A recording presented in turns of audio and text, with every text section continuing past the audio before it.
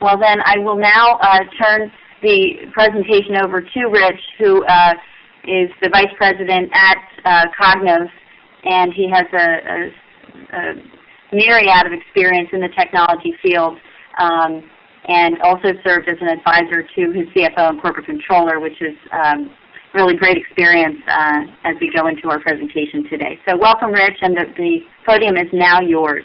Good. Thank you, Mimi, and welcome, everyone. First, just a quick bit about Cognos.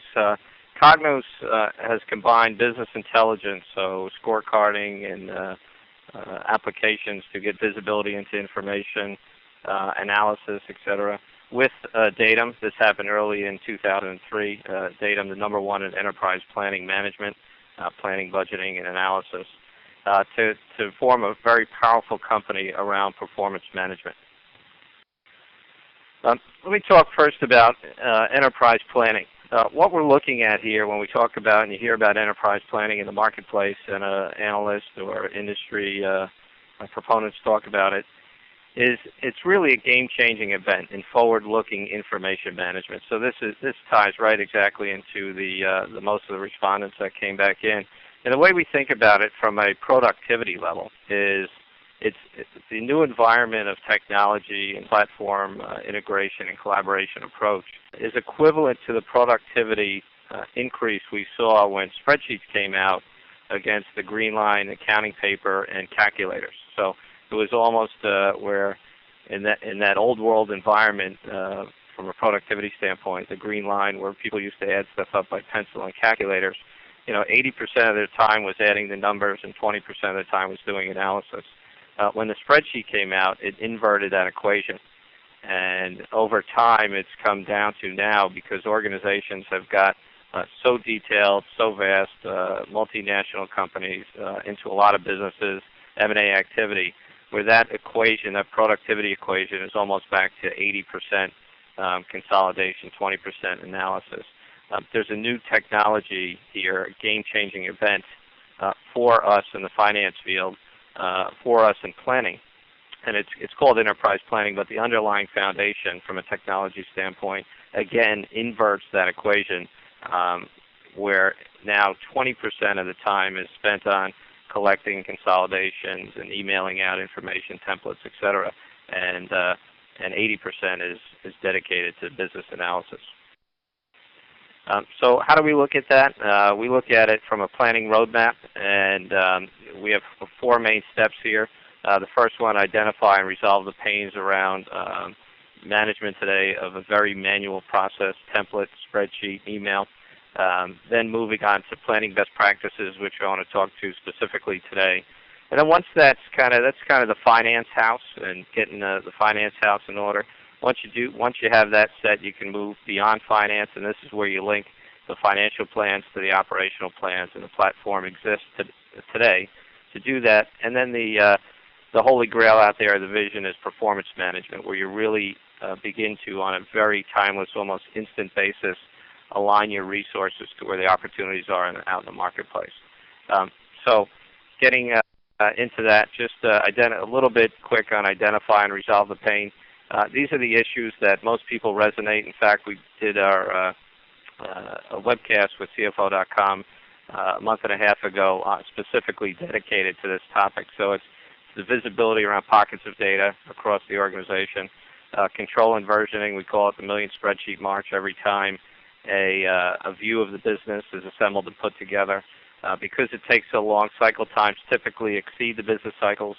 Accountability. I always had when I ran planning and forecast meetings, typically we spent 50 minutes debating the numbers, who submitted, who didn't submit, what was the version, and 10 minutes on business discussion. It's just a new environment now along that productivity I talked about before.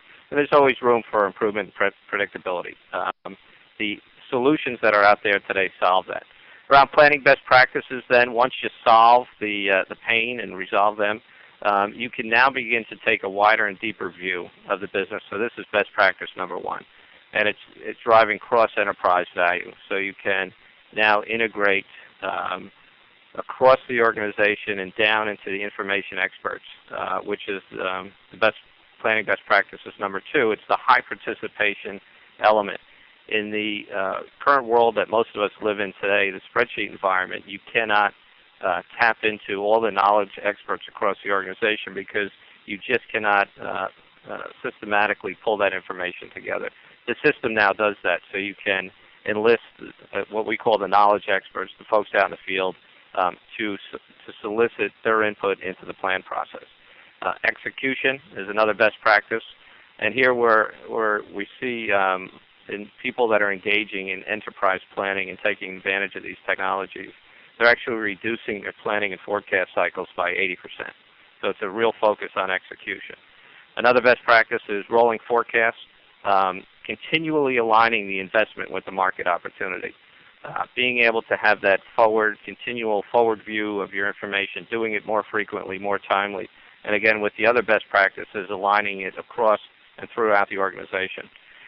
And then the fifth best practice in enterprise planning is time frame appropriate planning. So that includes the ability to manage whatever time frame your organization is interested in, whether it's daily forecast, weekly forecast, monthly or quarterly forecast, or in some industries, seasonal forecast, particularly in the retail industry, for example. So the combination of these events or technology supports these planning best practices, and it's available today. A lot of companies have moved towards here. They're seeing these productivity advantages. They're reducing their cycle times. They're moving from annual to rolling forecasts.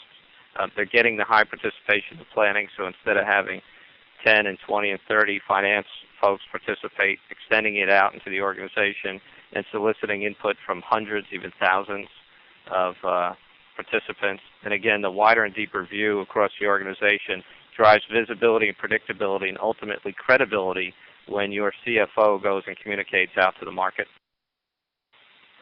The next kind of stage after planning best practices, we look at the roadmap. Once those two are set, is beyond finance. And here it's the integration from sales to human resource to purchasing, manufacturing, and finance.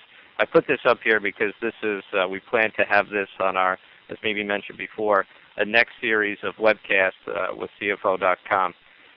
Our vision statement then is performance management for Cognos. And we kind of view it as, a lot of money has been spent on ERP systems in the system, and what we view is that gives you today is a very transactional look at your business. It's driven a lot of value out in the marketplace. It gives you a today backward view. What performance management here is in enterprise planning is giving you a very coordinated, next level, game-changing event to manage your future performance. And then being able to link those to the historical view and the transaction detail with your futuristic view and have it, the kind of next level. I've heard some folks talk about performance management in the future, and what's available today is a transformation initiative, defined as an initiative that enables companies to fundamentally alter the business process for the better. When you think about performance management and enterprise planning and link that together and realize the capabilities of what's available out there today from a technology standpoint, that's what you're able to achieve, and ultimately in driving investor confidence. So the architect principles of best planning practices, I'll run through it real quick. This is kind of a summary. Model-based to express the whole business, so taking the guesswork out of planning. The next one, high participation, which we mentioned. Engage team closest to the business, shorten the cycles, and spread the workload. Superior collection, control, and collaboration. Eliminate the misunderstanding and the rework, the non-added elements of the consolidation process. And then time frame appropriate planning. Planning any time dimension. Do it more frequent, real-time updates, rolling forecast, driving better visibility. So thanks for listening to that, and I myself look forward to the next two presentations as well. Thank you. Great. Okay, we appreciate the Cognos perspective.